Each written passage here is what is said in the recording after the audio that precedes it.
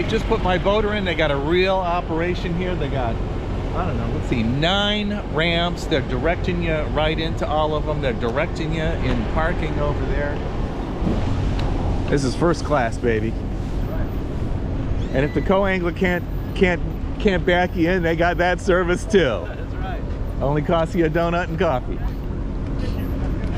Morning. 3 and 6. 3 and 6. All right. Here we are. Rain has stopped. It's just the cold front's coming through. It's 48 degrees or so right now. Not going to get much warmer today, but there's not going to be too much wind, but it is definitely out of the north, not like the south last night when the tornadoes were rolling by. We'll check in later.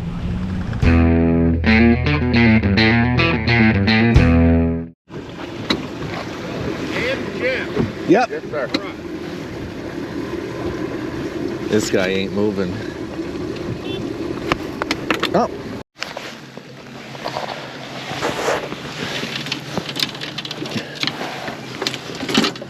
You got the spinnerbait on to begin with? Yeah, I gotta get a flat side.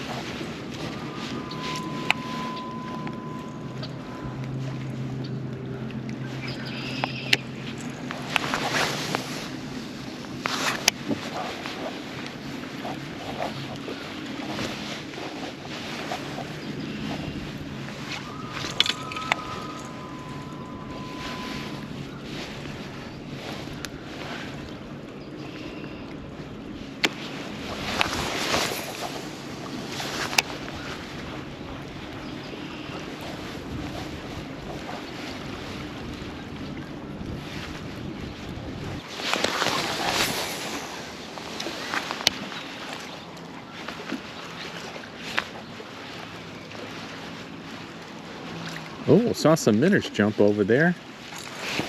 And I get stuck in some crap here.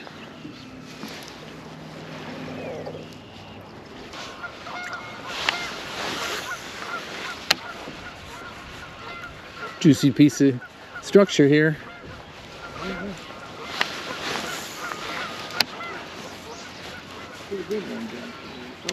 Yeah.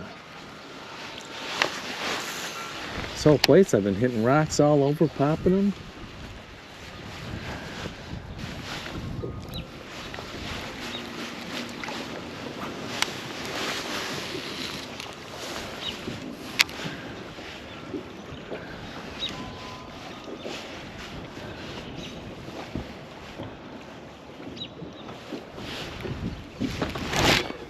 Oh, had a bite.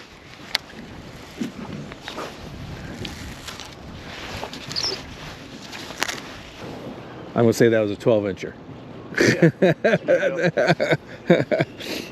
Hi, welcome back to the channel. Here's our first road trip of the year to the infamous Grand Lake in Grove, Oklahoma.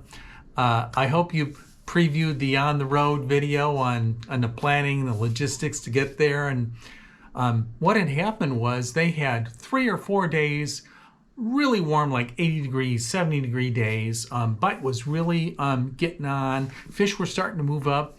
And we had this incredible spring cold front come in.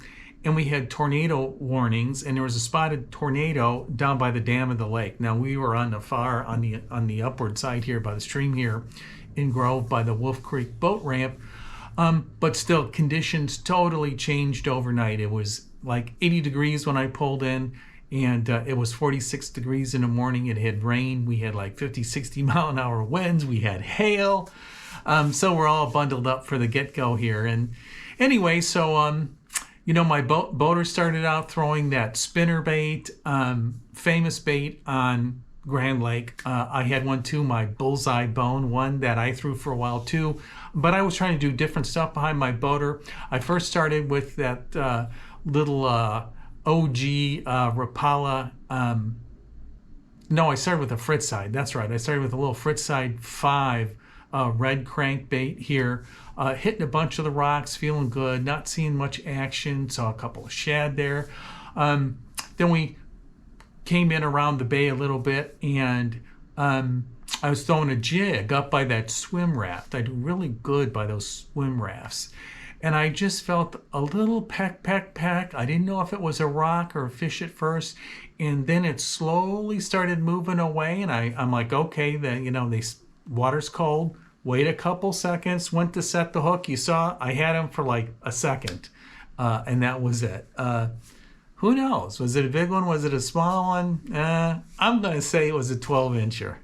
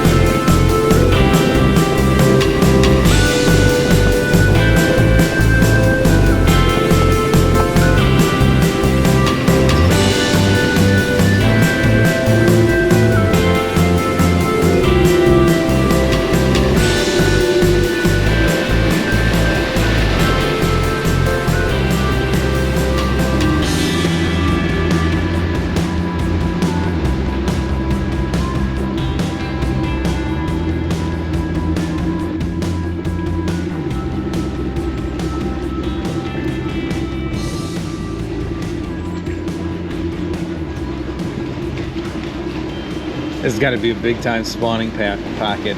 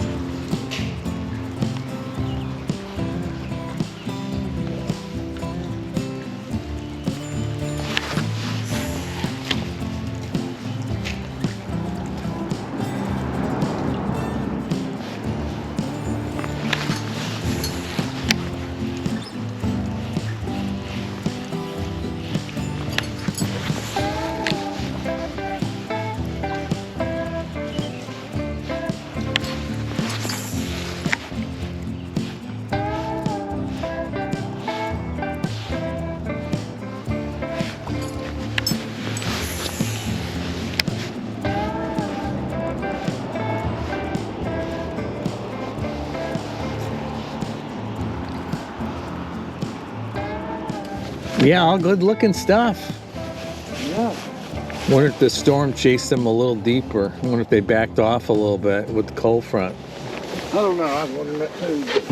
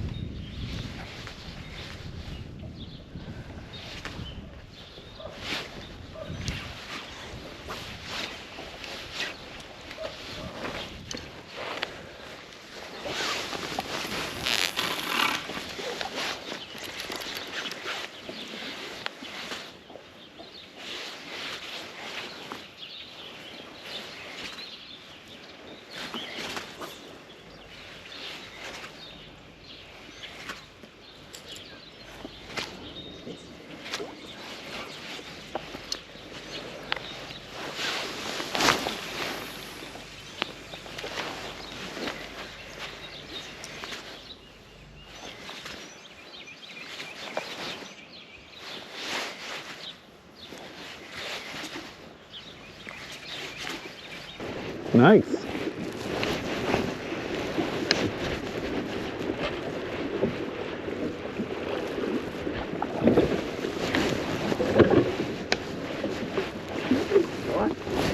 Sure looks like it.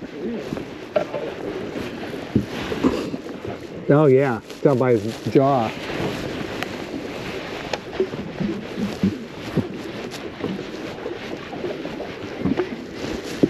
Right off that timber where he should be. Well, I'm sorry you got to catch more fish because I didn't get that one on video. My coat was still closed from the ride and I didn't open it up. We heard about it, but we didn't see it. Hopefully we'll get some more.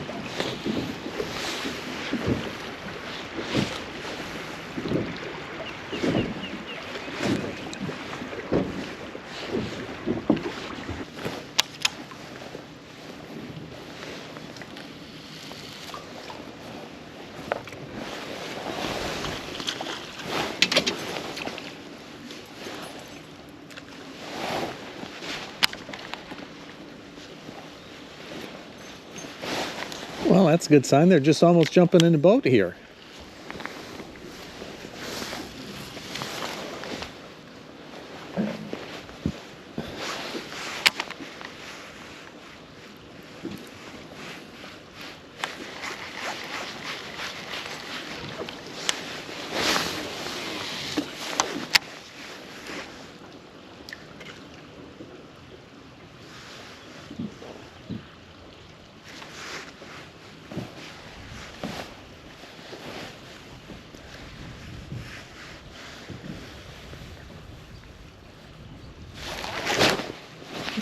Got one.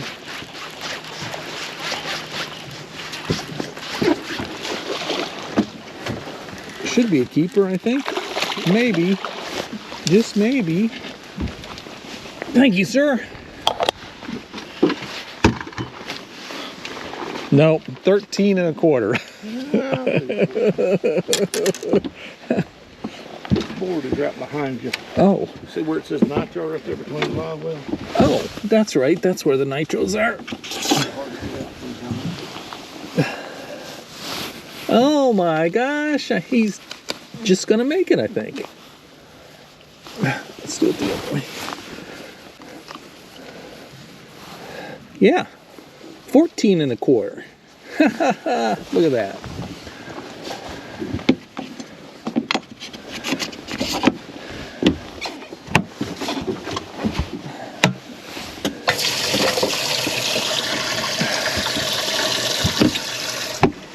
Okay, sorry about the camera issues, folks. I still don't know what's going on, if the camera got too cold or the cable connection is getting a little bit funky. I lost a little footage. I didn't have everything there. And then the other thing that was happening is I thought it was going to warm up a little bit. I thought I was going to be able to peel my rain jacket and get right into my Reaper hoodie there. But there was a cold wind and it was moist out. And I had my new rain jacket, which is kind of big and floppy, and it kept getting in the way of the camera and I didn't realize it. I will correct that next time for sure. I started paying attention to it later here. Sorry about that, but you saw the boater caught that first one. Caught that first one on the spinnerbait, I believe, and then the rest of them were on a crankbait here. But I was trying to do some different stuff. He was fishing pretty fast. He was fishing rocks. He was fishing shallow. So I was using, some of those co-angler techniques. I was throwing in the back of the boat. I was throwing out in the middle. And in this case, we came in on this bay here, and we came in and we whizzed right alongside all the little docks here to get to the back of it. And I'm like, ooh. And I threw into the back of one of those docks and drug it, hopped it a few times, and all of a sudden, hey, hooked up here. My fish length skills are a little bit out here. I thought that was guy's going to be under. Maybe that's a little reverse psychology too. But hey, we got one in the boat. I felt good. I was going to get one. And I thought, okay, he is like not throwing a jig anywhere. And he has one fish and I have one fish. So I kind of concentrated on the jig for a little while.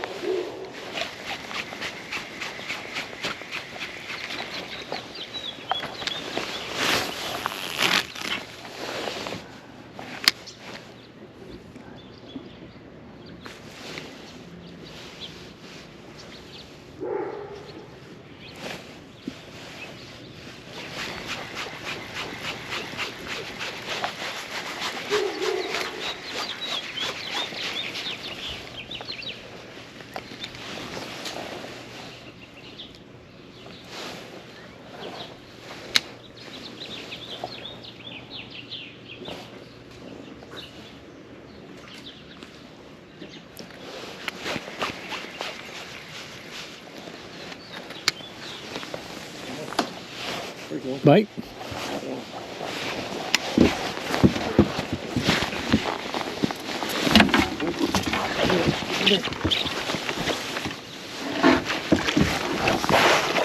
Got him. Nice. Oh, he come off. Look at that.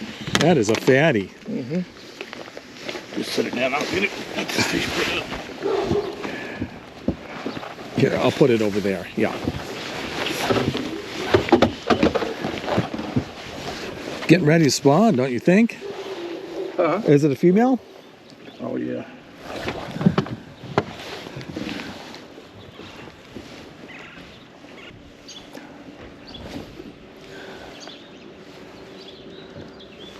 Well, he got Spotty, his big girl he was asking for.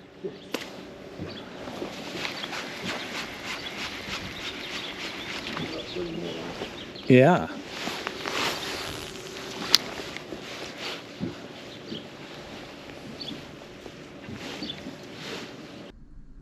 Okay, there, my boater lost his first crankbait he was throwing. He was throwing like a really small little red crankbait, maybe a ducket or something, kind of a brand, kind of a unique little shape there. I'm not sure what it was. And he had to switch that out, and we went dry for a couple hours. Now it's getting to be about 11 o'clock or so, and okay, we go into this bay that we had been in before, and we hit again, and boom shakalaka, he gets a bite right away there. That was a spot. It was a nice spot. It was probably his biggest fish of the day. Is probably running about 3 pounds.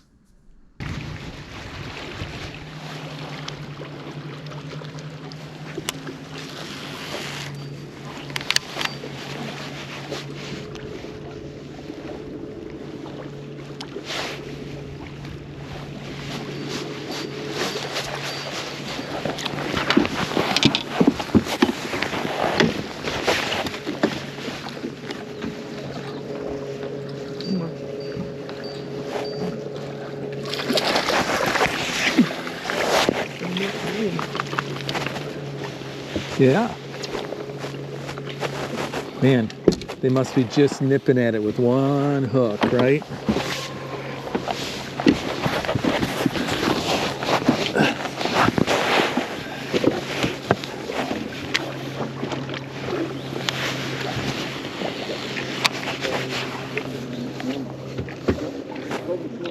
Yep.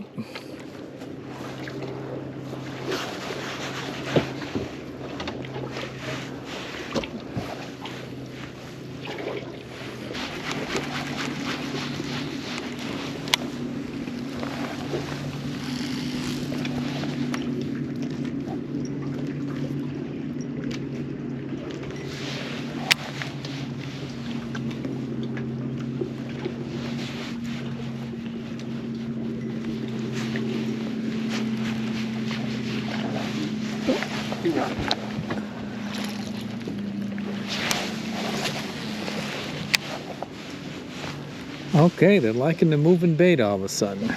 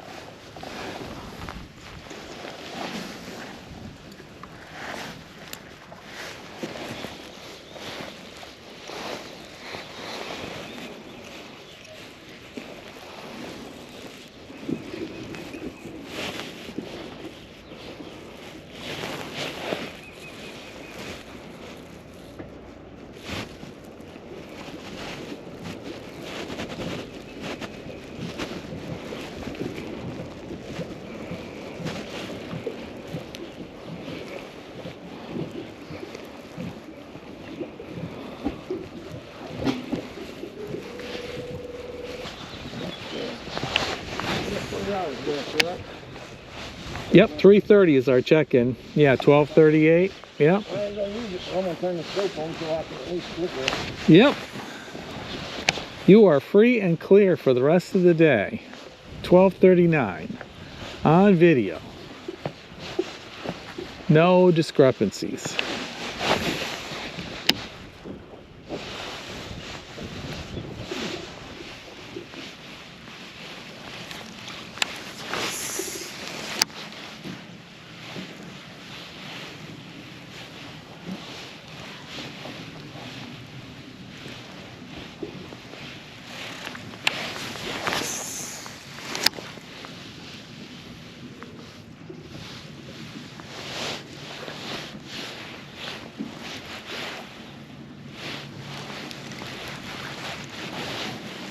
Can't believe we didn't get a bite in that junk pile back there. It looks just beautiful.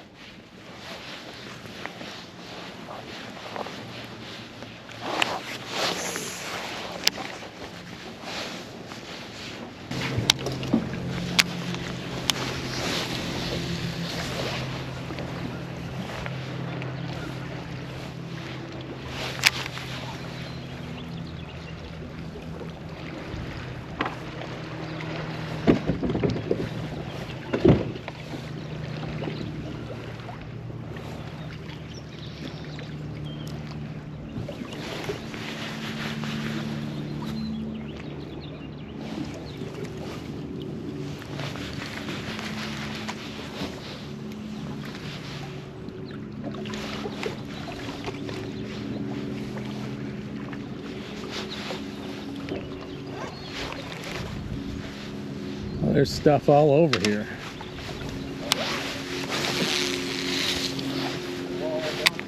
Uh-huh.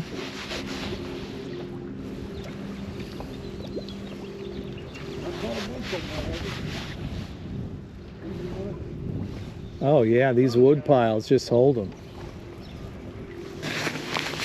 All right, stupid camera, you went out here, you missed 2 fish the last 5 minutes here.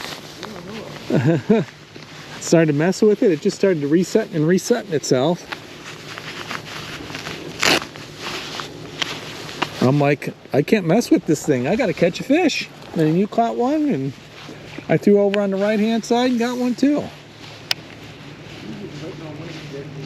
Yeah. I'm a polite coast. Okay, camera going on Fritz. Sorry, folks. Now it's getting to be, 12:30, 1 o'clock, and we had been fishing kind of calm, shallow bays before, and the wind was creeping up a little bit. It would come and go. The main lake was 3-footers, 4-footers in some areas, sometimes here a little bumpier. And he goes, I got a spot with some wood on it. As we were driving around, he goes, let's give something else a try here. I kind of have some history. So we went to a windblown bank, kind of, in a main area where the action was coming in. It would come and go here. But there was a lot of wood up there. We started going down this bank. He gets one on when the camera was off. I net his fish. And I just throw right in front of me like 2 seconds later, and I get a little one. He probably had a 2 1/4 pounder. I get another barely keeper right there. Sorry, not on the camera. On the little like Fritz side crankbait. Oh, actually at that time, no, that was the Rapala little OG flat sider. Tiny OG, tiny 7, tiny 4. I forget because I got my Fritz side snagged up. Let me tell you, I snagged up a bunch of stuff. I did throw the Medusa. I did not get snagged once with that weed guard. It came over the rocks. But we were fishing so fast, I had a hard time getting a bite on it. So I had to put it down. I even tried a couple of the little fuzzy dice, fuzzy nuggets, chestnuts, in a couple of areas by docks, by some wood there. Wasn't getting a bite on it, even though I was kind of jerking it around here. Don't have a lot of experience with it, so I'm like, hey, I'm in a tournament. I'm going to give it a try for a little while. But I see he was catching them on moving baits. You saw me changing moving baits. You saw me bring out the Megabass Flap Slap too here. I threw that. I saw later in the weigh-in, some guy did really well throwing that Flap Slap. Maybe I could have thrown it a little bit more here. I just had a white shad pattern. Okay in the murky water, but what I saw, he was getting a couple spinnerbait bites and mainly crankbait bites when nothing else was getting bit. I did not get another bite on that jig. So it's like, okay, got to have some moving baits, got to be a little noisy, put a little action in the water, and that's what we had to do to get a couple bites here. So at this point, he's got 4, I've got 2. We're both one shy of a limit. We're like, okay, we got an hour to go. Let's see if we can fill out our limits.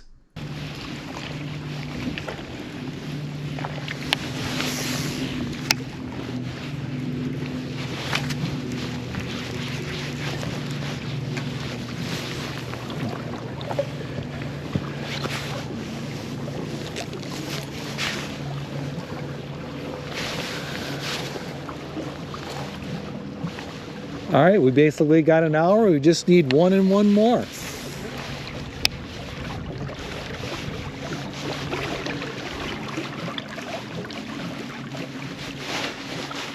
Not that 3 little ones are going to do anything for me, but it's a nice showing.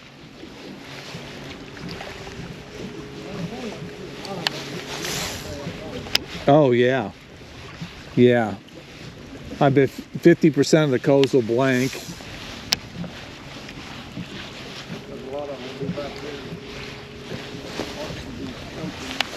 Yep. Into the great abyss. Well, I agree. Well, they only got 3 hours now. That's a big equalizer. Yeah, that helps. In the Kentucky Lake tournament last week, 5 or 6 boaters were like, yeah, I didn't get to practice. I got to go practice regular fishing. I caught them all during my scoping period, just over and over. I don't even like scoping too. Yeah. You got to have the other guy up there. You're both throwing at the same target, right? Yep.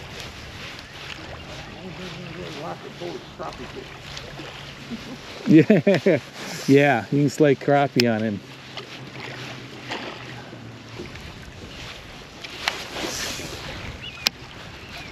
I think it's a great teaching tool, but I just can't believe it's allowed in tournament fishing. I don't mean It's just unbelievable.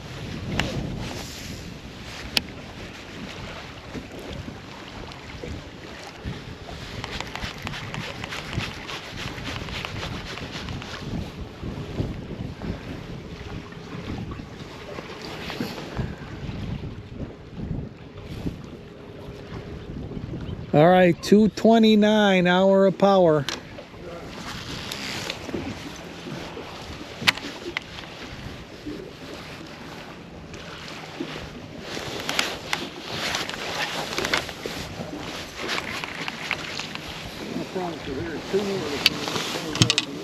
Yep, yep, I agree with you.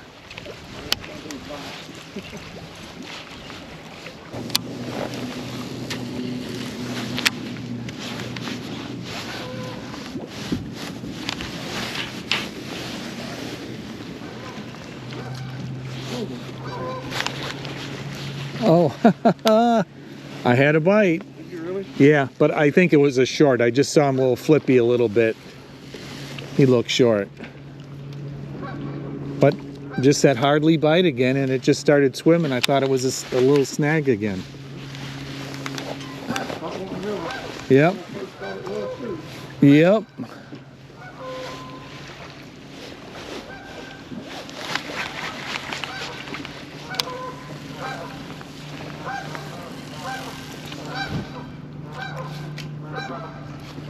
Or it is a snag, and when it rips off the snag, you get that reaction bite. That happens a lot too, you know?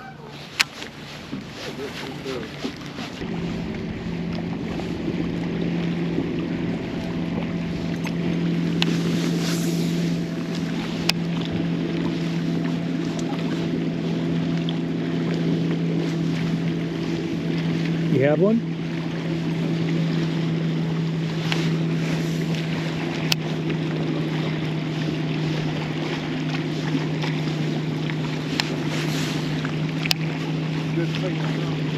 Yeah, I remember that from earlier. So I cast it out back. I remember feeling some good stuff out on that further out.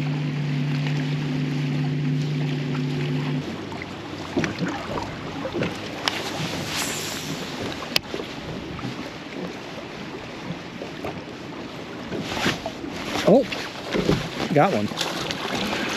Oh. I could see when he flashed the first time. One hook. Damn it. Yeah, I think so. He was fatter than the other one, yeah. They're just barely hitting it.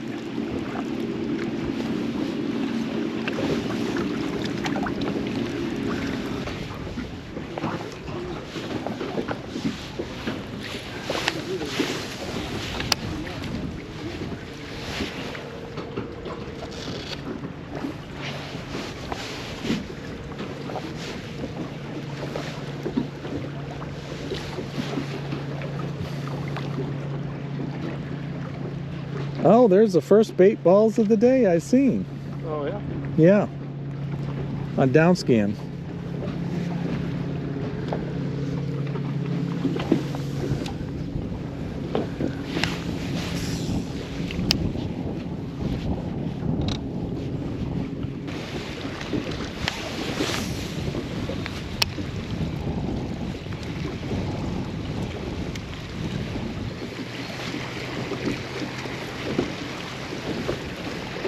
.316. How far are we from the? Less than 10 minutes. Gotcha.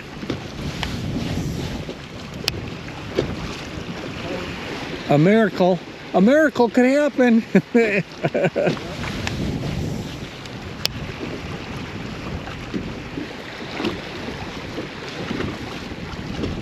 Especially on a nice rock pile like this.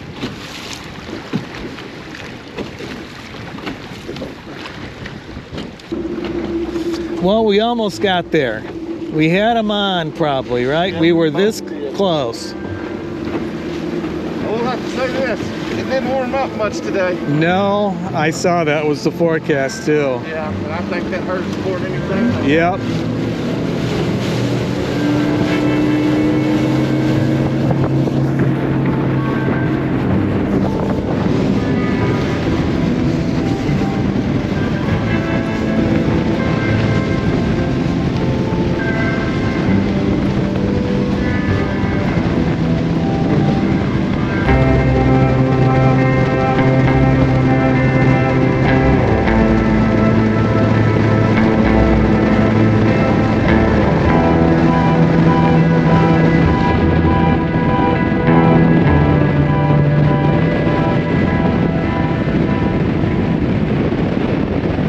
Rankings. Ed Barton, the an Oklahoma boater.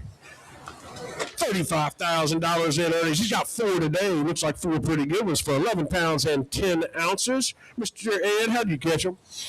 2 on a crankbait, 2 on a jig. Good deal. Thank you, sir. Appreciate you fishing with me. We're hoping for sunny and 70 at the next tournament. Jeff Anderson, St. Louis, Missouri. Jeff has a YouTube channel. What is that? Bass Angular. Angular. Check it out. I've watched some of his stuff, so you guys need to watch it too. He's got 2 today. Going to go 3 pounds and 10 ounce Bass Angular. Thanks, brother. Thanks. Appreciate you, man. Yeah. I'll see you next time. Yeah. All right. Okay, that was heartbreaking not getting in that third fish, that limit fish. It was definitely a little bit better of a fish. You know, I'm thinking this one was okay, 16 inches, so he goes 2.5 pounds, 2.25 pounds, something like that here. He seemed to have a pretty fat belly, if you could see when he flopped over there. Again, on the crankbait, some rocks were coming off a point, some bigger rocks, just throwing it in there and bouncing between those rocks, and he nailed it. Like all the fish we had hooked all day between both of us. Not one of them engulfed a bait. Cold weather really turned them off, that cold, kind of dirty water. They were all just barely hooked, and I saw that one was just had one hook in him again here, and I wasn't trying to horse him, but I didn't want to, let any slack in after I saw that first, little glimpse of him turning around after he smacked it here. In the big deal of things, it didn't make a difference. I wouldn't have gotten a check.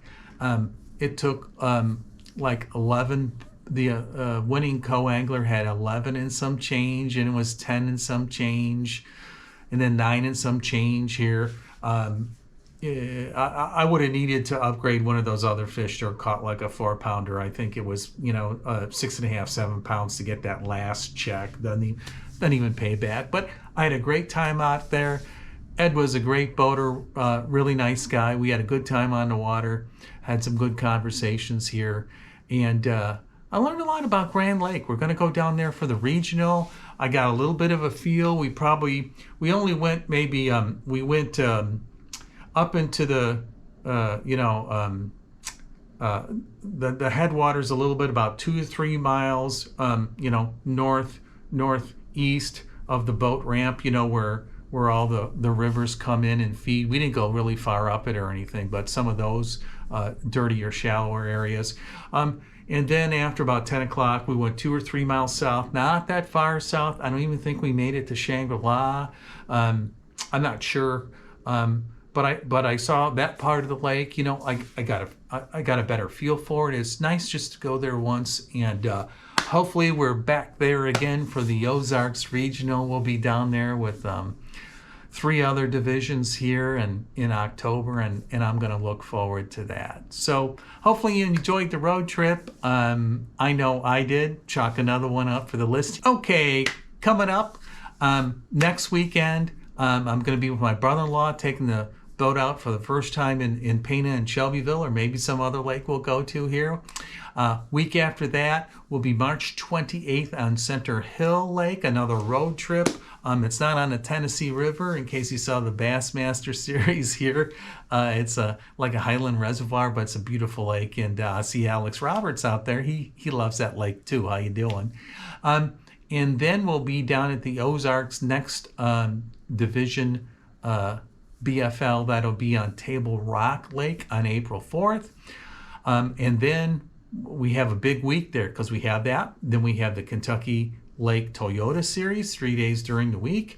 And then that goes into the weekend. If I don't make day 3, I'll be at the Illini Opener.